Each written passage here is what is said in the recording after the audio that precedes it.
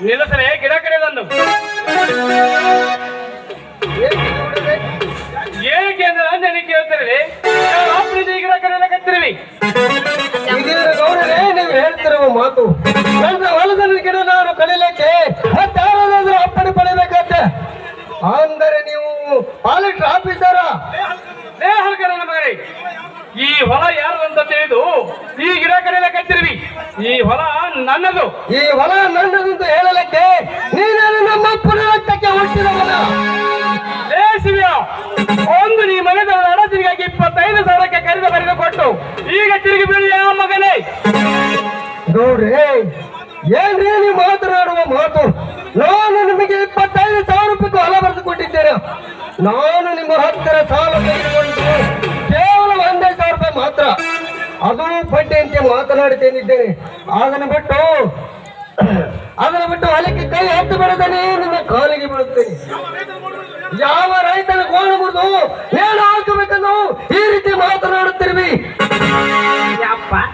ಎಮ್ಮೂರು ವರ್ಷನ್ಯಾಗ ನನ್ನ ಮಗಳು ಹೂ ಮಾರಿ ಹೊಸ ಪ್ಯಾಟ್ ಹಂಗೆ ಜೋಡಿಸಿ ತಗೊಂಬಂದಾಳ ಜಚ್ಚಕ್ಕೆ ನಂಗ ತಿಳಿದೀನಿ ನೋಡಾಗ ಯವ್ವ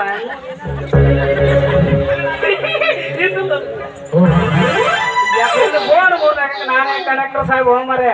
ಏನಿದ್ರು ನಮ್ ಗೌಡ್ರ ಸೌಕರ್ಯ ಕೆಲಸ ಎಂತಾನ ಬರ್ತಂತ ತೋಟು ಗೇಳು ಆಯ್ತು ನೋಡಿಲ್ಲ ಅಂದಂತ ಮೊನ್ನೆ ಜೋಳದ ಕೂಡ ಸುಟ್ಟು ಹೋಗೈತೆ ಅಂತ ಹೇಳಿ 20,000 ರೂಪಾಯಿ ಸಾಲ ತಗೊಂಡು 25,000 ರೂಪಾಯಿ ಹೊಲ ಬರ್ಕೊಟ್ಟೋಗಲ್ಪ ನಿಜ ಹೇಳಿ ಯಾಕೆ ಸುಳ್ಳು ಕೇಳಿವ್ರಿ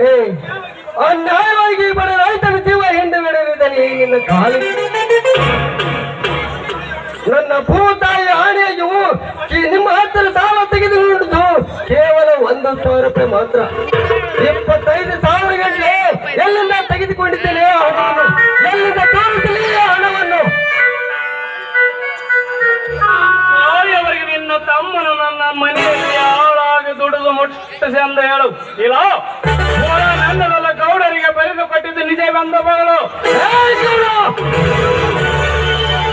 ಹೊಲ ನನ್ನದಲ್ಲವೆಂದು ಹೇಳುತ್ತೇನೆ ಅವನು ನನ್ನ ತಮ್ಮನ ಮಾತ್ರ ನನ್ನ ಮನೆಯಲ್ಲಿ ಜೀವಿತವಾಗಿ ದುಡಿಸಲಾರೆ ಗೆಳೆಯರ ಸಮೀಪಿಸಿತು ಈ ನಿಮ್ಮ ದೊಡ್ಡ ಸಂಸಾರಕ್ಕೆ ಬಿಚ್ಚಿ ಓದಿ ಇವನದ ಸಾಲದ ಸಲುವಾಗಿ ಹೊಲ ಕರೆದು ಬರೆದು ಕೊಟ್ಟು ಪತ್ರವನ್ನು ಇಲ್ಲ ನನ್ನ ಕಡೆ ಐತಿ ಬೈ ಅದು ಫೋನ್ ನನ್ನ ಕಡೆ ಐತಿ ಅದು ಫೋನ್ ಫಾತಿಮನ್ ಕಡೆ ಐತಿ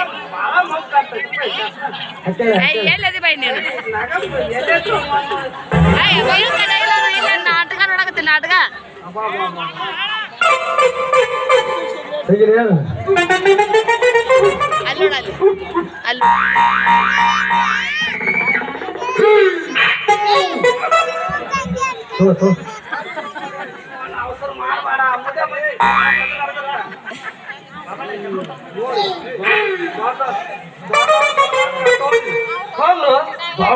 ದೊಡ್ಡ ಕಾಪ ಹೊಡಿ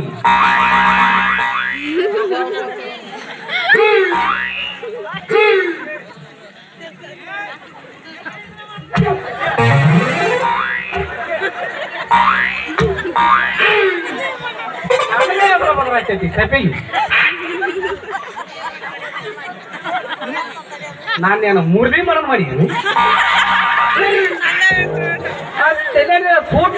ಸುಟ್ಟು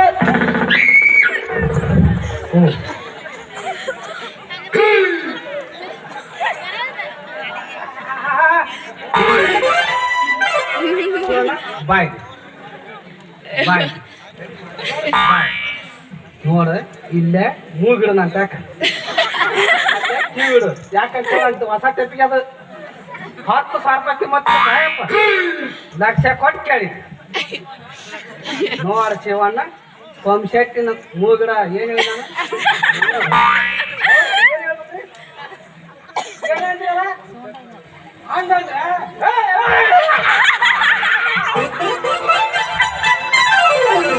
ಪಂಶೆಟ್ಟಿನ ಸಾಲ ತೀರಿಸ್ತೀನಿ ಅಂತ ಹೇಳಿದ್ದು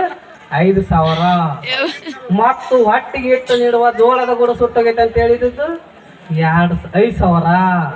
ಮತ್ತು ಮನೆ ಬಿರಡ ಪಟ್ಟ ಬೀಜ ಗೊಬ್ಬರಕ್ಕಂತ ಹೇಳಿದ್ದು 2,000 ಮತ್ತು ಕುರಿಗಳನ್ನ ತೆಗೆದುಕೊಳ್ಳುತ್ತೆ ಅಂತ ಹೇಳಿದ್ದು 5,000.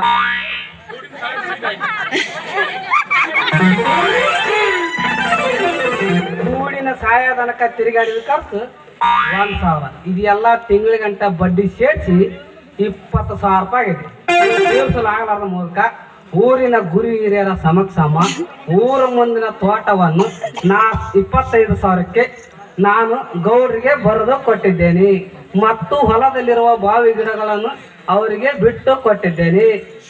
ಎಂದು ಒಪ್ಪಿಗೆಯ ಕರಾರ ಪತ್ರ ಮತ್ತು ಹೊಲದಲ್ಲಿರುವ ಬಾವಿ ಗಿಡಗಳನ್ನು ಮಾಬ ಸಾಬು ಬಿಟ್ಟು ಕೊಟ್ಟಿದ್ದೀನಿ. ಗೌಡ್ರೆ, ಒಂದಲ್ಲ ಎರಡಲ್ಲ 20,000 ಗಟ್ಟಲೆ ನಾನು ಸಾಲ ತೆಗೆದುಕೊಂಡು ಬಂದಿದ್ದೇನೆ. ಸಿಂಗಾಲ ಮಾಲಿನಲ್ಲಿ ಬಂದು 4,000 ರೂಪಾಯಿ ಹಣದಲ್ಲಿ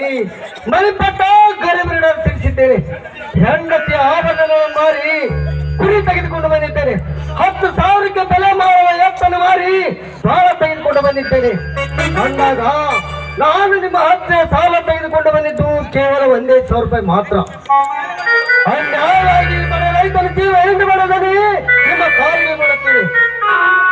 ಅವರಿಗೆ ಬಿದ್ದರೆ ಕರೆದು ತೋರಿ ಬಿಡುವನಲ್ಲ ಶಿವ. ಈ ನನ್ನ ಆಟ ಒಂದು ನಿನ್ನ ಕೋಚಿಗೆಗೆ ಅಪ್ಪತ್ತು ಬಂದಾಗ